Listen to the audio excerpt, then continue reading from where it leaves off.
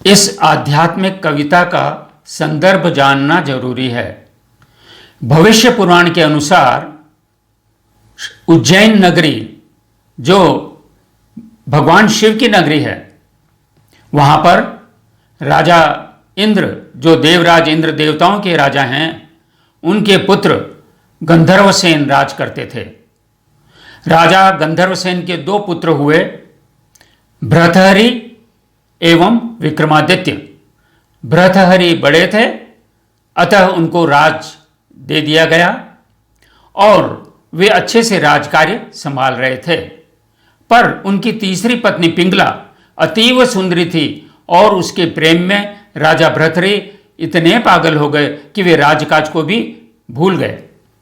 एक दिन उनके गुरु, राजा भृतहरि के गुरु गोरखनाथ आए और जब राजा भृतहरि ने उनका आदर सत्कार किया, उससे वे इतने प्रभावित और प्रसन्न हुए कि उन्होंने राजा भृतहरि को एक ऐसा फल दिया जिसको वो चिर यौवन फल कहते थे। उस फल को लेने से हमेशा यौवन बना रहता है। राजा भृतहरि ने वो फल लिया और गुरु गोरखनाथ के जाने के बाद उन्होंने सोचा कि क्यों न मैं ये अपनी रानी पिंगला को दे दूं, तो वो सदैव चिर यौवना रहेगी। पर रानी पिंगला तो वहां के कोतवाल से प्यार करती थी, अतः उसने सोचा कि यह कोतवाल को दे दूं जिससे उसका यौवन बना रहे। पर कोतवाल भी वहां की वेश्या से प्रेम करता था, तो उसने वह फल वेश्या को दे दिया। अब वेश्या ने सोचा कि अगर यह चिर यौवन फल मैं ले लूंगी तो मेरे तो नारकीय जीवन है और मैं इसे कब तक भोगूंगी। इससे अच्छा तो यह है कि यहाँ के पराक्रमी राजा भृतहरि को यह फल दे दूं, जिससे कि वो प्रजा का पालन बहुत सुखपूर्वक और अच्छे से करेंगे। तो उसने वह फल ले जाकर के वापस राजा भृतहरि को दे दिया। राजा भृतहरि उस चिर यौवन फल को देख करके चौंक गए। उन्होंने कहा, यह फल तो मैंने पिंगला को दिया था। उन्होंने बुलाकर पिंगला से बोला कि यह फल तो इसके पास कैसे आया। पिंगला झूठ न कह सकी।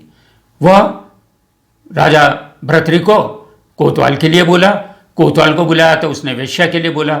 अब राजा भृतहरि मन में बहुत दुखी हुए और उन्हें वैराग्य हो गया। वो राजकाज अपने छोटे भाई विक्रमादित्य को सौंप करके जंगल में चले गए, जहां उन्होंने बहुत ही घोर तपस्या करी और वहां उन्होंने बहुत से आध्यात्मिक रचनाएं करी, जिसमें उनका नीति शतक, श्रृंगार शतक और जो वैराग्य शतक है बहुत ही प्रसिद्ध हुआ। आज भी उज्जैन नगरी के अंदर राजा भृतहरि की गुफा है, जहां पर उन्होंने एक कठोर तपस्या की थी और उस कठोर तपस्या से विचलित होकर राजा इंद्र ने सोचा कि कहीं भृतहरि मेरे राज्य को लेने के लिए, इंद्रलोक को लेने के लिए तो नहीं इतनी कठोर तपस्या कर रहा है। तो उन्होंने वज्र से प्रहार उस गुफा की छत पर किया। राजा भृतहरि ने अपना एक हाथ ऊपर उठा दिया और उनका हाथ उस गुफा की छत के अंदर धंस गया। आज भी उसका चिन्ह बना हुआ है। राजा भृतहरि के वैराग्य शतक से प्रेरित होकर मैंने कुछ लिखने का प्रयत्न किया है और उस समय जो उस वैराग्य को समझ गए वो तो तुलसीदास भी बन गए और कालिदास भी बन गए। मेरी कविता का शीर्षक है वह ठुकरा कर आगे चल दी। यहां पर क्या है कि कविता कामिनी का कलित कलेवर तो स्त्रीण ही है, स्त्री रूप है। इसीलिए यहां पे जो स्त्री रूप की लिपि ही मैंने इसमें प्रयोग की है। पर यहां पर वह ठुकरा कर आगे चल दी से यहां पर वह से अभिप्राय न स्त्रीण है न पुरुषेण है, न स्त्री है न पुरुष है। यह दोनों के लिए समान रूप से लागू होता है। इस भंवर जाल में जो फंस गया उसी के लिए है, अतः यह स्त्री व पुरुष दोनों पर समान रूप से लागू है।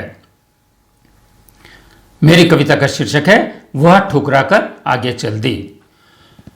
जिसको तू प्रियतम कहता है वह मृत्तिका का कच्चा घट है। जिसको अक्षय वट समझ रहा वह तो जीवन का मरघट है। बुद्ध बुद्ध इतरा बुलबुला उठा, बुद्ध बुद्ध इतरा बुलबुला उठा। समझा तूने अस्तित्व नहीं।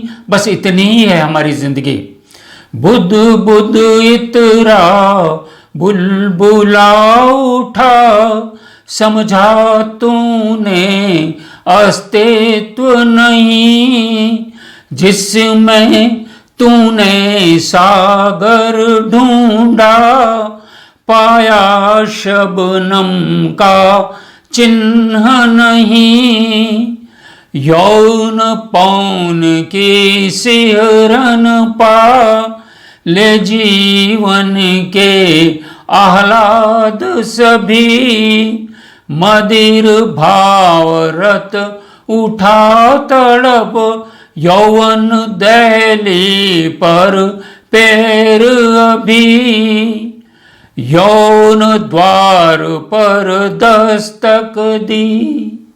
उस पगली के हृदय द्वार पर दस्तक दे दी, हृदय द्वार पर दस्तक दी, पर्दे ठोकर यौवन पगली, मदिर भाव रत उठा तड़प, यौवन दहरी पर पैर अभी, हृदय द्वार पर दस्तक दी, पर्दे ठोकर यौवन पगली, तेरी पीड़ाएं उकसा कर व ठुकरा कर आगे चल दी, व ठुकरा कर आगे चल दी, तेरी पीड़ाएं उकसा कर व ठुकरा कर